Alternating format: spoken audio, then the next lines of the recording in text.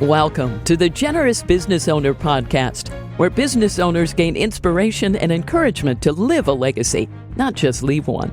And now your hosts, Jeff Thomas, Alan Barnhart, and Jeff Rutt.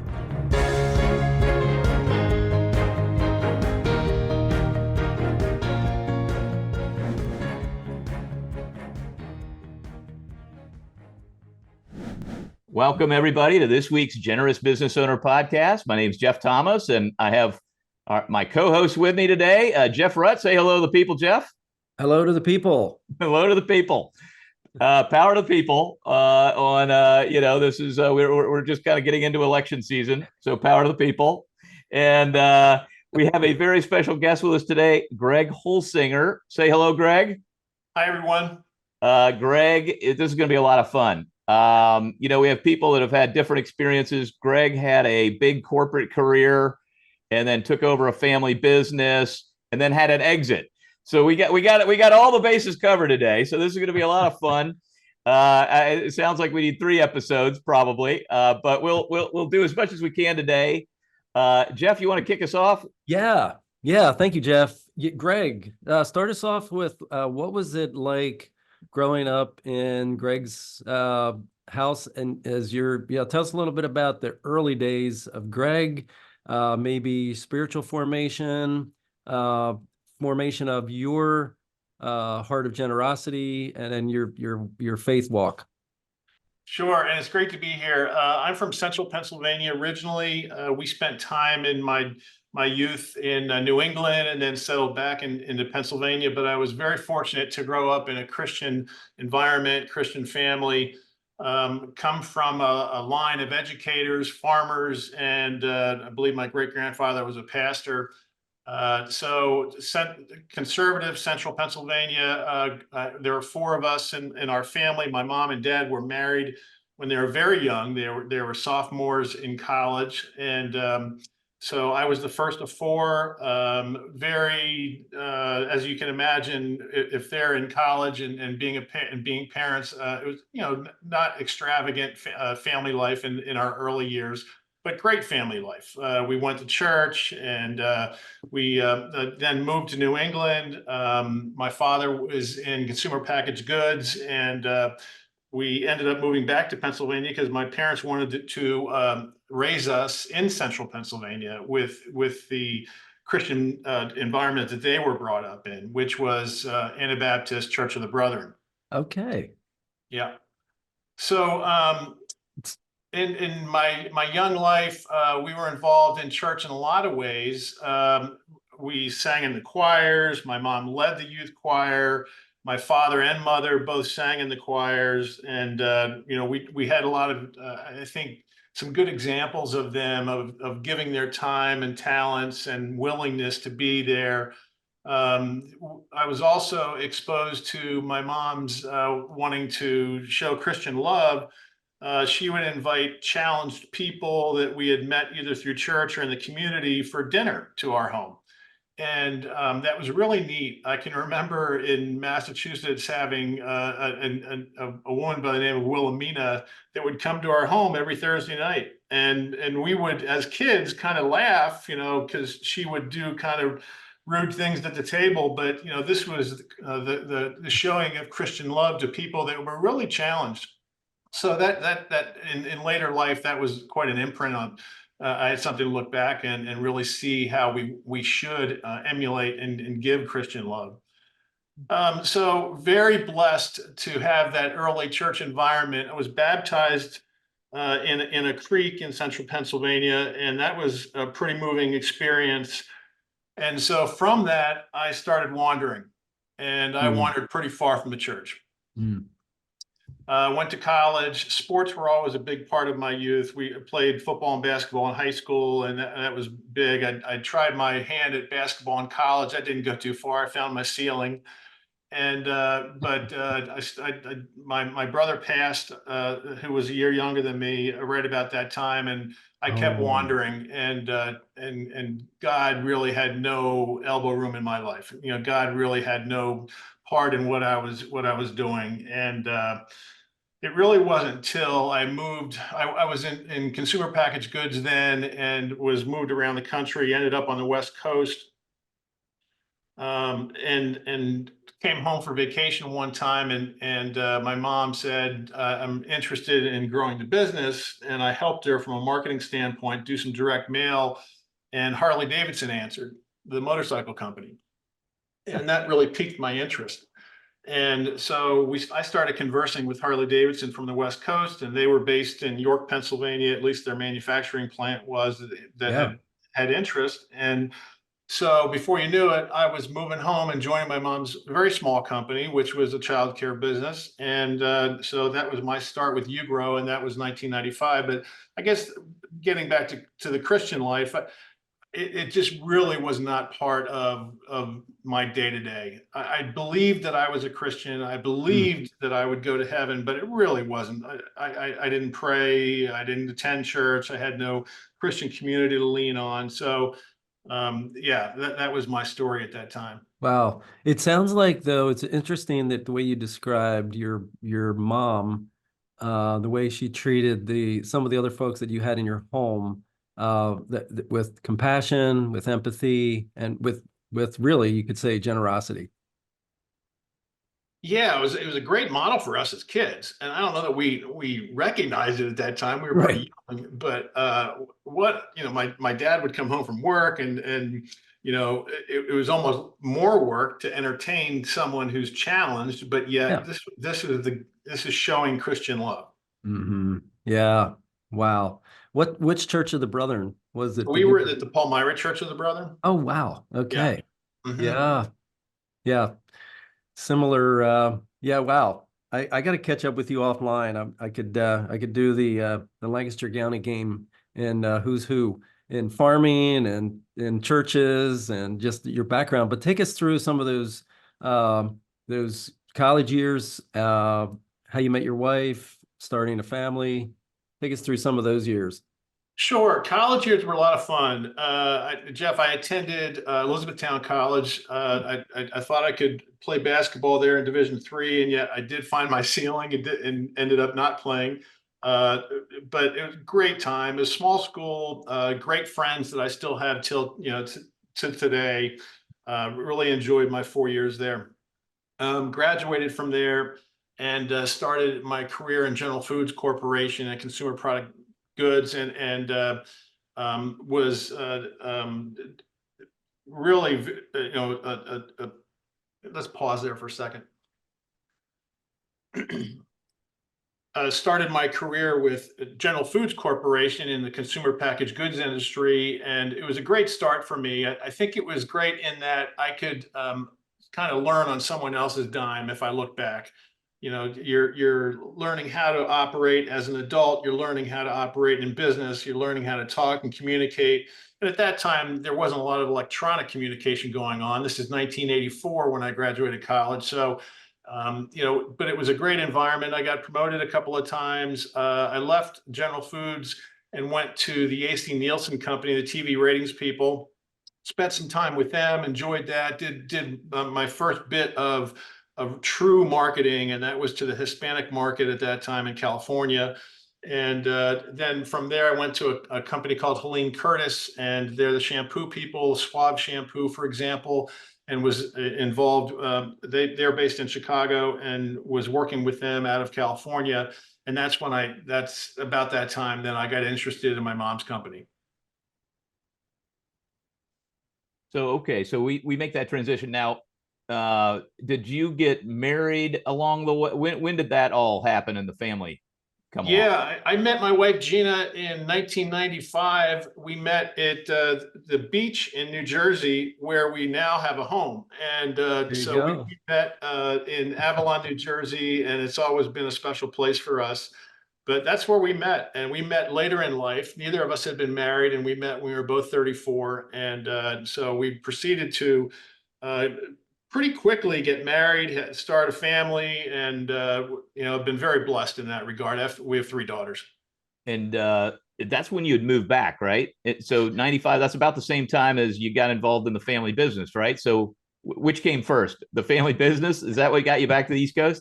Yeah, the family business was why I moved back to the East Coast, and I think God was working on me or with me or through me, but it was really the best thing for me. And I was really interested in having the opportunity to grow a business. I was really interested in. I don't know that I'm such an entrepreneur by nature, but I'm a visionary with probably really high execution skills. And Hmm. when it took me about, I'd say, truly 8 years to get my feet and really know the industry, know the business, know how to provide outcomes for children. And I'll get into really what made us special and what our special sauce was. But it was the best thing for me personally to move back to where I grew up and be in the community that I think that could really help me help myself and help God work within me to become a better man. So that was a big transition in multiple ways, right? You're moving back from kind of, I don't know, 9 years in the corporate world, basically. It's scaled organizations, moving from California back to where you came from. You meet your future wife, get married pretty quickly, take over the family. I mean, all of those are pretty big traumatic life events that happen in a pretty short period of time. Let's take the family business angle, because I guarantee you we've got a lot of people running on the treadmill going, oh, we're coming back to take over the family business. That didn't go so well for me. How did it go for you? Ups and downs. Yeah. It's anyone that's involved in true family business knows it can be very difficult and it can be very rewarding. Hmm. It was okay for the first eight years or so, and I was general manager. My mother was full owner, and we had different ways of going about what we did. And I was really interested in building structure in the great programs that she had for children. And what we did was provide preschool and childcare, and really focused on kindergarten preparedness. Hmm. So we think we had the best programs in the markets that we served, and at least we tried, and that was our goal. And then we got to the point where we knew we could only do that and scale it through people. And so our goal eventually became to have a workplace that people could really thrive and want to be, versus down the street or in the other preschool. So my mom and I just had a different way of looking at things. It didn't make hers wrong or mine right. And eventually it came to the point where I really wanted to take over, and I did buy the business from her. But you're so right. Family businesses are not easy. And I think the best family businesses that I've seen have really brought in maybe some facilitators from the outside and tried to facilitate a structure that everyone can work from and define roles very clearly and expectations. And that really helps, I think. Well, Jeff Rutt, I know you're thinking something's running through your brain on a family business because your son's in the business. What's running through your brain? I just got to let you react to that. Yeah, well, it sounds like Greg, you figured it out. I mean, a lot of it's about, I always say, communication leads to understanding, which leads to trust, which leads to respect. And it all starts with that communication. And it sounds like you did that pretty well. Well, and for parents, so you and your son, or my mother and I, first of all, there's love, and of course trust, and that's half the battle. I think a lot of the attraction for business owners to bring in their kids is that trust factor. I mean, you're not second guessing motivations, or that there is such a trust. Yeah. So we tried to define what we were doing I wouldn't be fully truthful if I didn't say we had some tough times too. And when you have two strong-willed type, I don't want to use type A, but really strong-willed people that are sure of where they're coming from, it can be really tough. Yeah. And it was tough for us. And I would not be, again, truthful if I said it was all easy. The actual sale, when I did purchase, I give my mom so much credit because she allowed me to do it over 5 years to purchase the business. And And that was huge for me to be able to do that. And so, I just so thank her for that. I just think it was easier going forward then for us to scale and grow and Yeah. to have one voice, and that really helped.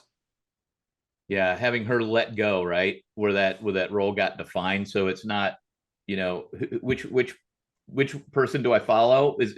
Was that an issue? What if you don't mind sharing, what was the toughest challenge that you're willing to share kind of through that period?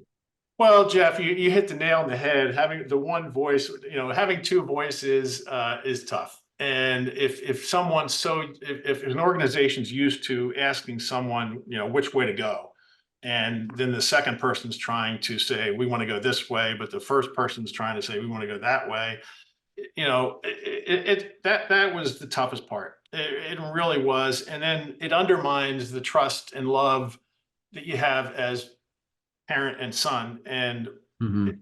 that's when the changes need to happen here, because you don't want to break up the family for the sake of the business, and Mhm. that would be the worst thing.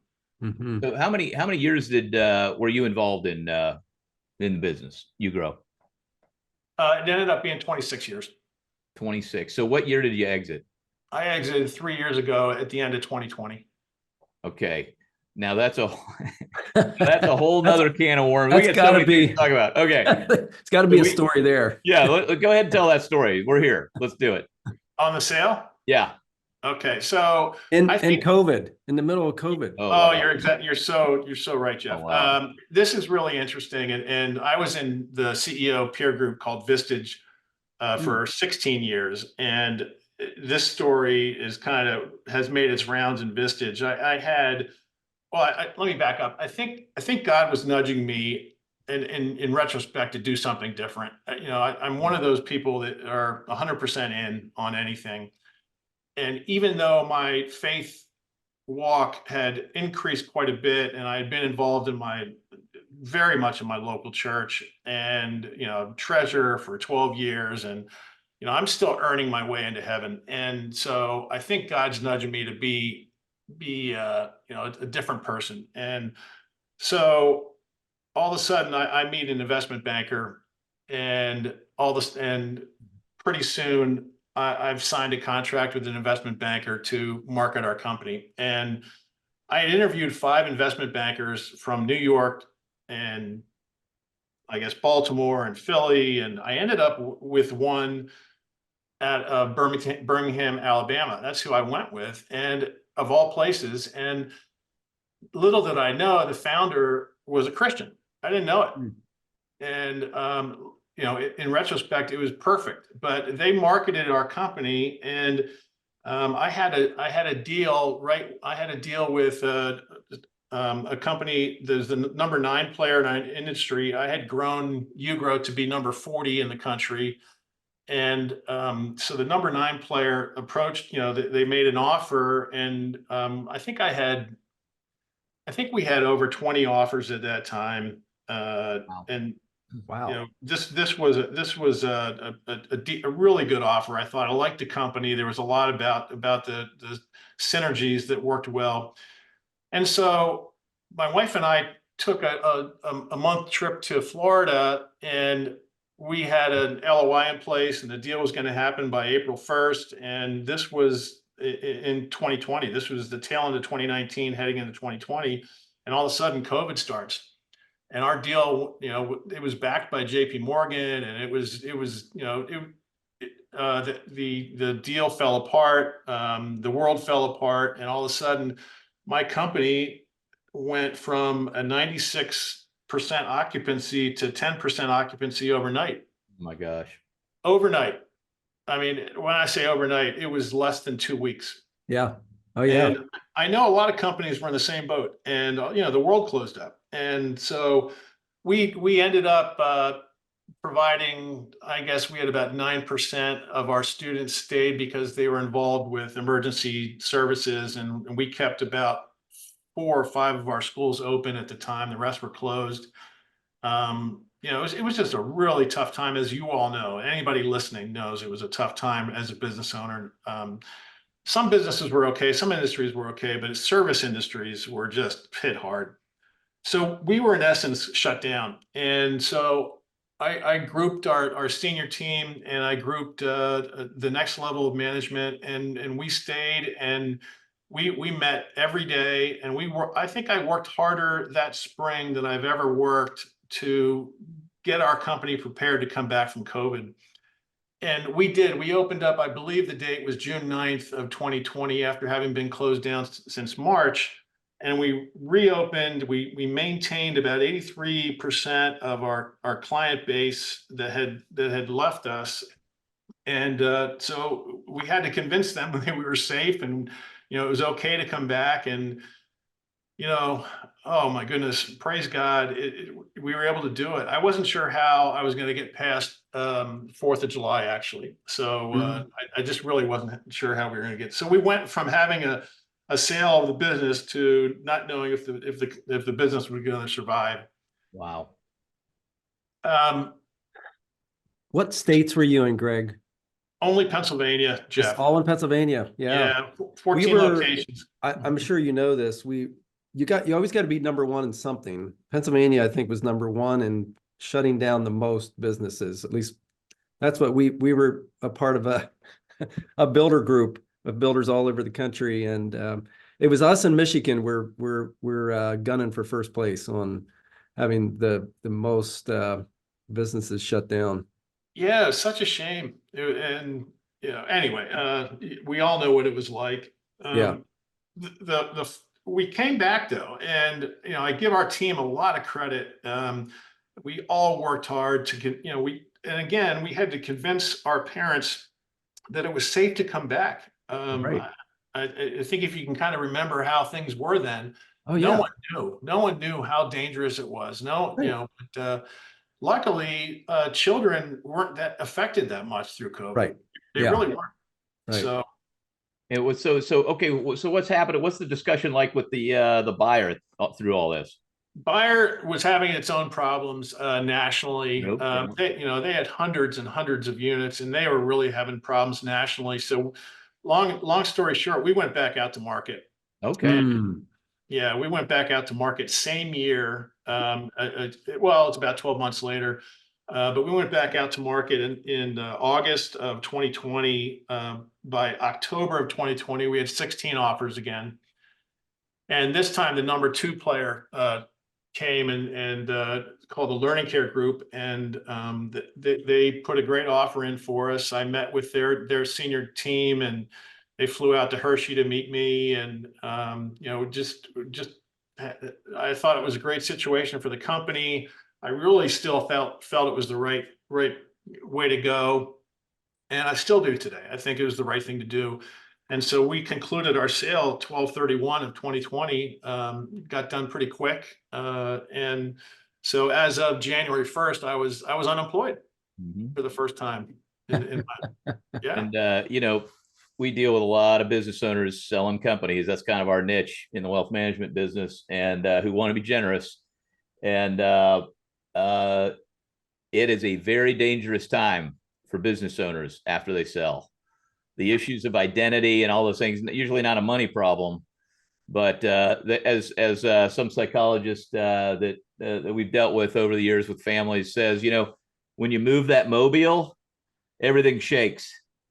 So some people do that adjustment very well. Others really struggle. How was that transition for you? Well, I got good advice when I at post sale was to decompress, and so I really tried to focus the first year on decompressing. And I don't know how it would be for either of you, but I mean, that's hard. It's when you're moving 100 miles an hour and then you try to decompress, it's really hard. But luckily for me, I ended up going to a men's retreat a few months after the sale, and I really felt the presence of God like I haven't felt in a long time. And it was a really turning point for me in terms of what I wanted to do for the rest of my life. And I just felt like God is nudging me again to move in terms of just working within the kingdom and seeing what I could do in the kingdom and being a part of it. So I just hadn't felt that before, and I'm so thankful. I just praise God that I can be part of the kingdom and be part of His plan. So after that, I started doing some due diligence, and one of the guys I ended up calling Peter Greer. And Peter suggested to me that I really try to repurpose through an organization called Halftime. And again, long story short, I did. I concluded my halftime year last March of 23, and great experience. I'll give a plug for Halftime right now. If there's anyone listening that is at all interested in repurposing their life for kingdom work, that's a great place to start. Did you work with Lloyd Reeb, Greg? I know Lloyd. Yeah, he was one of the guys when I was again doing my due diligence on Halftime. He and I spent a Zoom call together, and what a man he is. And I know his brother Jim here in Central Pennsylvania, Jim Yeah. Reeb, and Yeah. I'm on a board that Jim had just left, and so our paths cross a little bit. But Lloyd's such an impressive guy.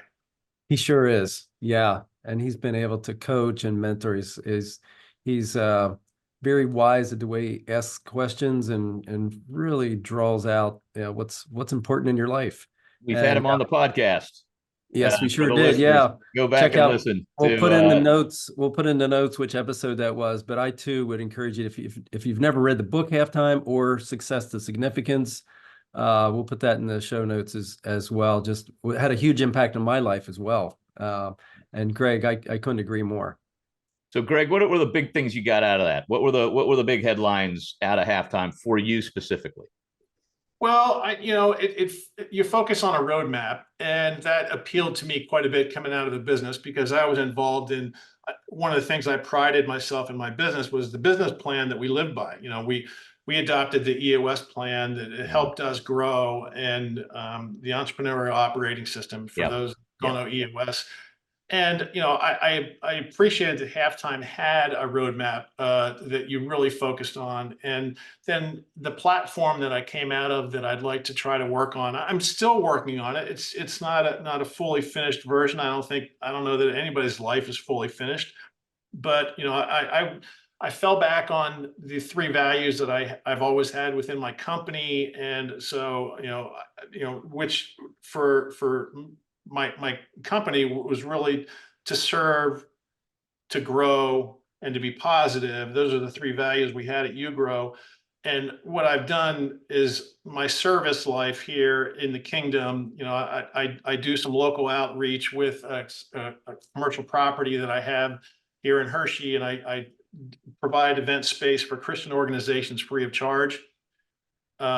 I'm very involved in my church. I'm very church centric. I'm at the First United Methodist Church in Hershey, and I've been treasurer there for a long time, and on the leadership team, and just really enjoy what we've got going on right now, and how we as Methodists, I think nationally, have kind of blown ourselves up, but I think we're doing okay in Hershey, and trying to make it an impact in the community. And then I serve, I've tried to get my head into poverty and trying to help the needy. And so two things there. Locally, we're building a new food bank in Palmyra, Pennsylvania. And then secondly, I'm on the board of a transitional housing group called Echoes in Elizabethtown. And so I really have enjoyed my time thinking about how people are in poverty, and how to sustainably help them to help themselves. And I know, Jeff, in Hope International, I mean, you're all about helping people help themselves, and that is a great model to think about. So those are some of the things I'm doing from a serve standpoint, and from an encouragement, I love the character of Barnabas in the Bible, and I just think he was such an encourager, and that's kind of who I want to model myself after. So I can do that through support. And so I look at local organizations, national and international organizations. Through Halftime, I had a chance to get to Africa and see a couple of great organizations, and I saw Hope International live in Rwanda. Jeff, that was really neat. Got to see Bridge to Rwanda, which was really neat. They were a Halftime organization, and it's so great seeing people in action. And so I encourage anybody, when you're thinking through who you want to help, it sure does help to see them on ground zero and to see them every day and what they do. And so, yeah, I think in terms of local, national, and international support, that's what we're doing, what I'm doing now. I'm also spending time with just my spiritual growth and trying to be a better Christian so I can be a better example to those around me. So, I've never taken time to do devotionals in the morning, and it may sound dumb to some Christians, but I just never did. And now I can. And oh my goodness, the freedom is in schedule is unbelievable for those that you're thinking about this. And just to be in the Word every morning is life changing. So I'll stop talking there. But what a great opportunity right now to be in the kingdom and trying to do what He wants me to do. Yeah, so kudos to you for going and getting involved directly instead of, I think so many times, and I know this is a podcast about generosity, we assume that we have to work really hard at our business. We have to do all the due diligence. We have to check out every possible, thing that can come at us, do all the feasibility. And when it comes to charity, too many times I think we just write a check and just assume, well, that's a good thing. I don't need to worry about it too much. Of course, it's good. But kudos to you for really getting involved on the board at the local level, getting involved, rolling up your sleeves, and then going to Rwanda. Jeff, we need to put in the show notes a link to Hope Trips. There you go. Getting on, like you said, ground zero. Let's taste it, smell it, experience it, really see what's happening on the front line. And you can tell so much more than you can from a video or a brochure or pamphlet of what's really effective, what's truly loving well the families that we're looking to serve.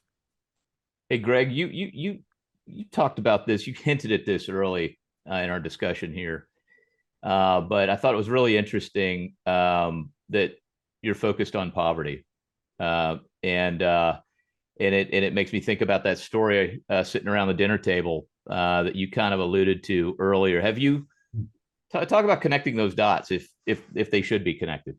It's so funny you say that, as a former business owner and as someone who is very open to God presenting a business opportunity to me, I'm trying to leave, again, that phrase, a lot of elbow room for God to work within me. And I'm looking for a sustainable business that can help support, us well into the next couple of generations. But I'm looking at maybe a mealtime app that would help young families use mealtime for the good. And so it's just something that's on the front end but I loved what my mom did. And I love the fact that it's time where families can really come together. And so I'm just thinking it through right now, but Jesus used mealtime for so much. And I just feel like we can too. So that's what I'm thinking about right now. I don't know if that connects the dots, Jeff, but it's one of the things I'm thinking about.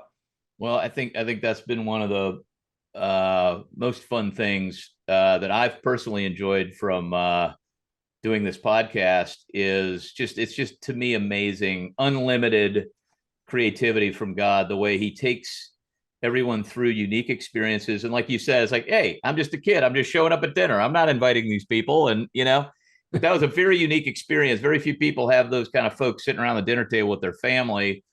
And then, how God might use that later in your life. Clearly, He's motivated you in a very unique way to use the dinner table and the alleviation of poverty. And then you've got this sort of process brain that you talked about, this execution thing that He's using. So it's just so cool to watch how God uses these skills He gave you and the experiences He gave you on a journey. And I love the way you're just telling the story. Like, hey, man, I'm still on the journey. So I appreciate your really just sharing those parts of the story that are, hey, I'm still in development, and I think that's going to resonate with a lot of people listening. Like, you don't always have it all figured out. It's a process. So yeah, so you're 3 years into this, or so. What else is kind of on the hot plate for you? What else would you like to figure out in the next couple of years? Yeah, and this gets real personal. My family, I really want to make sure that the generations following my kids are set up for a Christian life, and so I'm really thinking through how that works with how do we use the blessings that God has provided for us and model that out in the next few generations. So if you would have asked me when I sold the business, I had it on my 2021 calendar. I was going to have a family meeting by the end of the year, and it never happened. Hmm. So I'm still thinking through how the family comes together and thinks through generosity and provide opportunities for the kids to research what an organization that they might like to support. And this is not tough. There's lots of families doing it now. I'm not there yet. So if there's something I really want to work on, it's the faithful giving of my entire family and having them join in instead of me just cutting a check. I really want them to be involved. Well, I appreciate you sharing that, because I think that is a common refrain for the families we work with. The number one question is, how do I encourage the next generations? And for most business owners who've had an exit, uh, it's a first generation problem, if you want to call it a problem, to of this level of stewardship. And so there's not really a model that was given before, other than, okay, around the kitchen table, okay, but if I've got other resources and exited a business, if I have financial, how do I use those? So we know some people that are specialists in that area. So maybe we should have them on the podcast to share some of those. And we are trying to have events and that kind of thing early days for under sort of the generous business owner heading, where we're going to address some of those things. We actually have an event we're trying to put together right now on that. So anyway, stay tuned, Greg. We might have some resources for you and the other folks listening on that.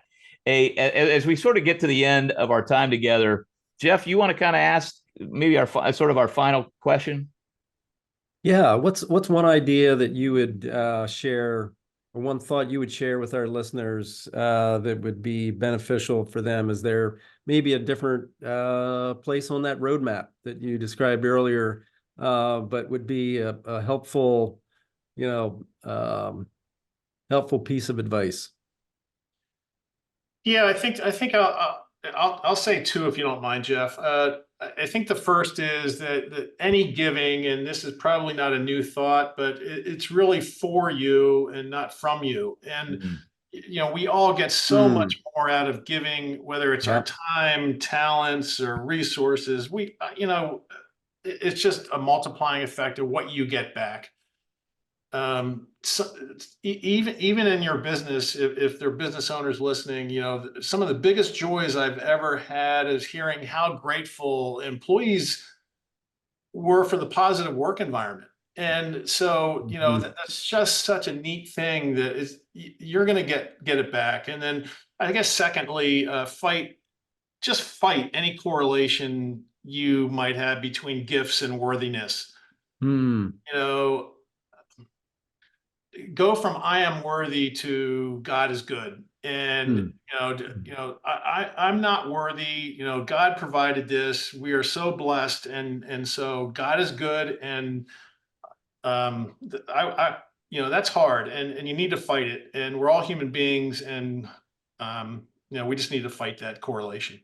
Unpack that just a little bit more, Greg. So, I said it earlier. I think it relates almost to I can earn my way to heaven, and Mhm. I do all these good things for the community, or I do these good things for church, or I do these good things. I live a good life, and it's about the ego, Mm. and the more we can cut our ego out of Hmm. what we do, the better off we'll be. And I struggle with it, and it's just it's a blind spot for so many of us, and as so many of us just have our heads down, and we're doing what we want to do, and we're trying to grow, and we're trying to do, we're just moving, and we have to stop and reflect. And God's good. God is so good. We're all blessed so much, especially in the United States. I mean, we just Mhm. until you travel like you do, Jeff, you see where anyway, I'm rambling a little bit there, but Well, I think the way I would maybe I love what you're saying, which is kind of give credit where credit is due. I think there's a temptation for us to, look at. I mean, this is biblical. Look at the things I've done, okay, and look what I did, and God's like, yeah, big fella, look where I put you. You're a turtle on a fence post. You know what I so mean? true. So true. So I think human nature is to take credit in our flesh. And I think that's part of the process of sanctification is understanding who's in charge and who delivers the blessings. So I think that's a great, great reminder to stay humble in that. Yeah. Yeah. Ego is the enemy. So true, and it's unfortunately it's probably winning in society. So it takes an active battle to fight it. So thanks for that reminder, Greg, and. Thanks for being with us. This has really been amazing. Greg, thanks so much. Thank you Greg, both. Greg, excellent advice. Really appreciate hearing your story. Look forward to catching up with you more on some local history. By the way, Ego is the Enemy, good book written by Ryan Holiday. If you have a chance to read that one, we'll put that in the show notes as well. Oh, okay, great. Thanks, everybody, and thanks for tuning in to this week's Generous Business Owner podcast. Go to www.generousbusinessowner.com, sign up for the newsletter, and share this with a friend. Thanks, everybody. See you next week. Thanks. Bye now. Thanks for listening to the Generous Business Owner podcast with Jeff Thomas, Alan Barnhart, and Jeff Rutt. Make sure to follow the podcast so you don't miss an episode. You can find the guest contact information in the show notes. Stay tuned for the next episode.